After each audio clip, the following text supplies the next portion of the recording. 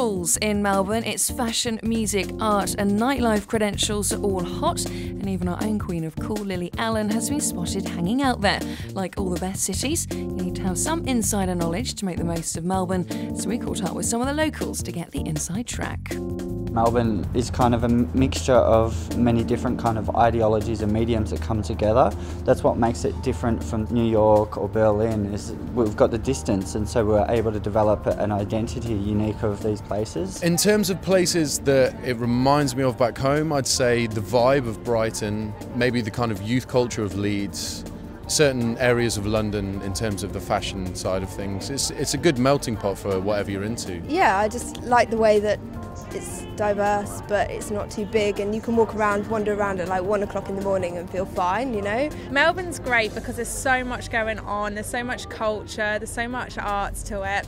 Sydney's the place that you would have an affair with, but Melbourne's the place you would marry. It's kind of an amazing city. The street art, the art scene, I mean, per capita, I think we've got the most galleries in the world, so we're a very art-focused community. Melbourne's kind of like a mecca for fashionistas, but without the judgment. I mean, nobody kind of like, you know, snarls at you or gives you any crap for what you do or, you know, who you are. So yeah, it just felt like a good place to kind of be yourself and have some fun. Vintage and secondhand is huge here, and everyone's mixing all the different eras into one look. We're in Brunswick Street in North Melbourne. This is a very funky little area, lots of students and backpackers and artists. And then in the city there's loads of little boutiques in all the laneways with lots of locally designed stuff, which can be really cool.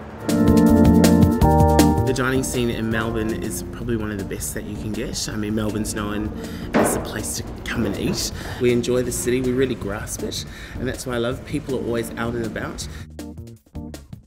So the coffee in Melbourne's fantastic. There's huge Italian influence, so there's lots of good coffee and it's really cheap. The great thing about Melbourne is a lot of the nightlife actually exists in the back streets, so you have to actually go looking for it. I like the fact that in Melbourne you have to go down a laneway to get to a door to go through another laneway and stuff. Sometimes There's no signs even. You go, oh my God, what's behind that? Once you open that door, there's another world.